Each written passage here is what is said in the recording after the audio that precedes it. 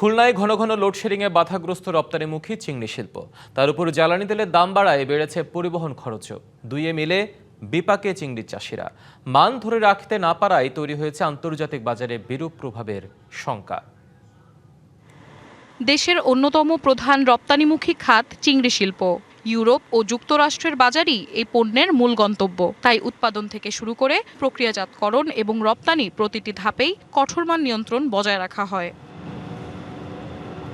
কিন্তু ঘন ঘন লোডশেডিং ও জ্বালানি সংকটে এখন বাধাগ্রস্ত এই প্রক্রিয়া। উৎপাদকদের বেগ পেতে হচ্ছে চিংড়ির গুণগত মান ধরে রাখতে।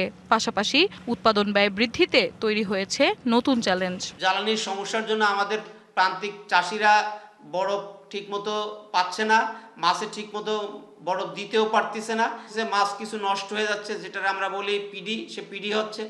সমস্যার যে আমরা ডিজেল দিয়ে সমাধান করব লোডশেডিংটাকে, সেটার কোনো উপায় নাই। যারা মাছ ক্যারিং করে তারা সময় মতো ডিজেল না পাওয়ার কারণে সঠিক সময় পণ্য নিয়ে আমাদের ফ্যাক্টরিতে আসতে পারতেছে না।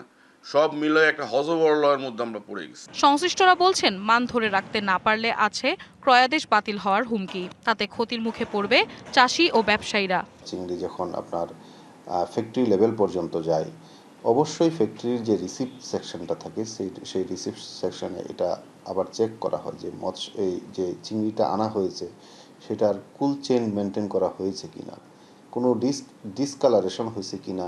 এই ক্রাইটেরিয়াগুলো ফুলফিল করবে না, তখন কিন্তু এই ফ্যাক্টরি রিসিপ্ট থেকেই মূলত আপনার এই গুণগত মানহীন মৎস্য পণ্যটা রিজেক্ট করে দেওয়া হয়। ধারাবাহিকতা বজায় না থাকলে বিমুখ হতে পারেন ক্রেতারা। রপ্তানিমুখী শিল্পে বিদ্যুৎ সরবরাহ নিশ্চিতের তাগিদ বিশ্লেষকদের। আমরা যখন বিদেশে এই পণ্য রপ্তানি করব, সেক্ষেত্রে দেখা যায় যে আমরা সময়কে মেনটেন করতে পারছি না। তারা আমাদের যে অর্ডার দিয়েছিল সেই অর্ডারের যে নির্ধারিত সময়, সেই সময়ের ভিতরে আমরা ডেলিভারি দিতে পারবো না। পরবর্তীতে দেখা যাবে যে তারা অন্যান্য বাজার খুঁজে নেবে। চিংড়ি শিল্পের রপ্তানি সক্ষমতা ধরে রাখতে নিরবচ্ছিন্ন বিদ্যুতের ব্যবস্থা গ্রহণ করবে সরকার, এমন প্রত্যাশা সবার।